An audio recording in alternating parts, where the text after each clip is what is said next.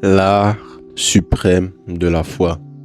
Je dis l'art parce que avoir la foi, c'est tout un art. Il faut comprendre comment l'appliquer et l'appliquer à la perfection pour qu'elle fonctionne. Sur ce canal et à travers mes vidéos, j'ai longtemps mentionné le fait que la foi est le pilier ou un des piliers essentiels à quelqu'un qui recherche une vie harmonieuse et une vie de paix.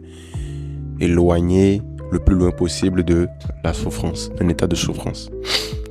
Mais je me suis rendu compte qu'il fallait que je nuance correctement pour vous et moi la foi aveugle et la foi proprement dite et la foi vraiment effective. Parce que j'ai remarqué que nous oscillons beaucoup entre deux extrêmes. Nous oscillons entre l'extrême où on croit mais on n'agit pas, et on agit, mais on ne croit pas. Déjà, laisse ton commentaire mode manuel comme d'habitude et laisse un like uniquement à la fin de la vidéo si cette vidéo elle va t'aider. Je suis sûr que parmi tes connaissances ou parmi ceux que tu côtoies généralement, tu as déjà côtoyé quelqu'un avec beaucoup de foi. Une foi tellement véhémente, une foi avec une ferveur qu'elle est contagieuse. Mais je suis sûr que tu as déjà aussi côtoyé quelqu'un qui, ayant cette même foi, n'avait aucun acte qui était en corrélation avec les résultats qu'il espérait avec cette foi-là.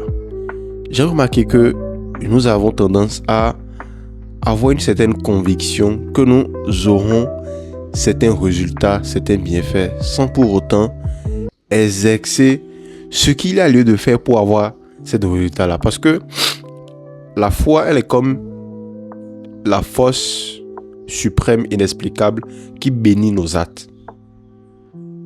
Donc, tant qu'il n'y a pas d'acte et qu'il y a une foi, elle est vaine. C'est pour ça qu'on dit, la foi sans œuvre est vaine. Parce qu'il faut qu'il y ait une œuvre pour que la foi vienne potentialiser ce que tu es en train d'accomplir pour qu'elle donne un résultat espéré. C'est un peu comme, excusez-moi, je suis grippé. C'est un peu comme quand je dis que je vais passer à un concours. Mais je me mets là, tranquille, pépère, et je ne fais rien. Je ne fais absolument rien qui va en accord avec le résultat que je désire. Je fais totalement le contraire. Je suis tranquille, je me pavane, je me divague et tout. Mais cette fois, elle est vaine. Cette fois, elle est vaine. Et je vais aller au concours et je vais échouer correctement et bien parce que ma foi, elle était sans œuvre. Donc, la foi aveugle, elle peut être destructrice. Le portugais parfois mélange le français. Mais enfin, la foi parfois, elle peut être destructrice. En ce sens que si elle n'est pas accompagnée des œuvres adéquates, elle détruit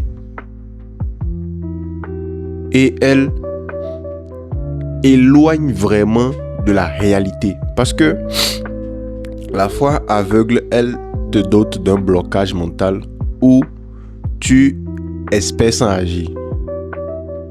Tu attends recevoir sans donner. Or, la vie, elle fonctionne comme un métabolisme. C'est un échange de matière. Donc, tu donnes et tu reçois. Et au milieu de tout ça, il y a la foi qui intervient et qui potentialise ce que tu es en train d'agir. De notre côté, l'acte en foi, elle est triste parce qu'elle est dépourvue d'espérance.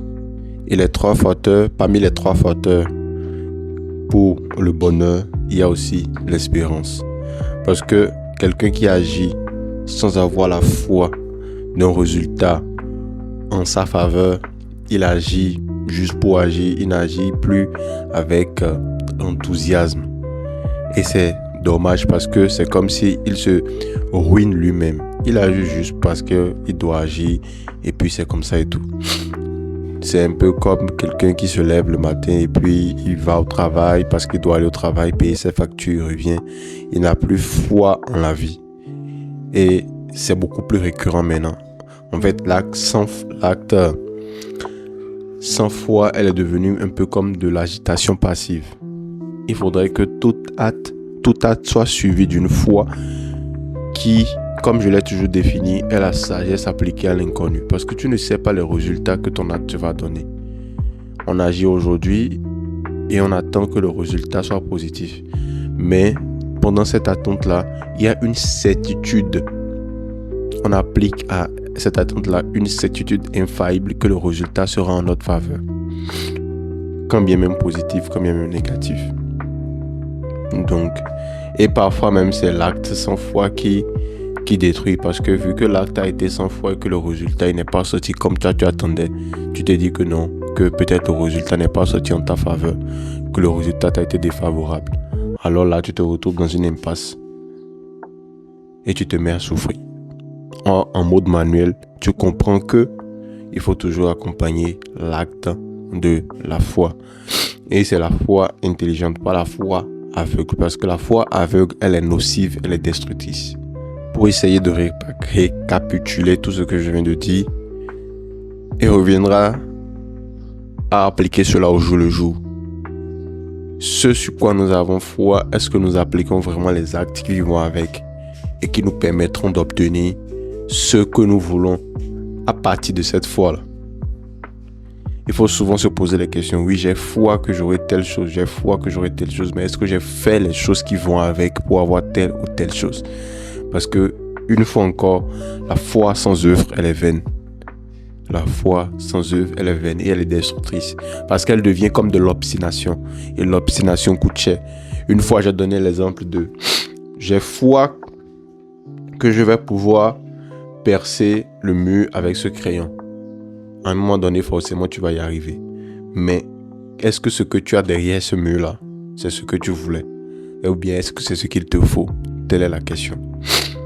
Et aussi, il faut agir avec la foi. Généralement, la foi nous permet de tenir sur le long terme. La foi nous permet de tenir sur le long terme et nous permet d'accomplir des actes extraordinaires.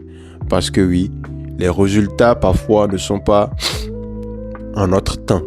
Et la foi nous permet d'attendre le moment certain, le moment opportun et le moment idéal où la chose va vraiment se passer. Seule la foi nous permet d'entrer dans le temps divin, dans le temps qui est temps pour nous. Donc ça, c'est le message que j'avais pour toi aujourd'hui. Si vraiment ça va t'aider et d'une manière ou d'une autre, alors laisse ton commentaire, mode manuel et laisse ton like. On est ensemble.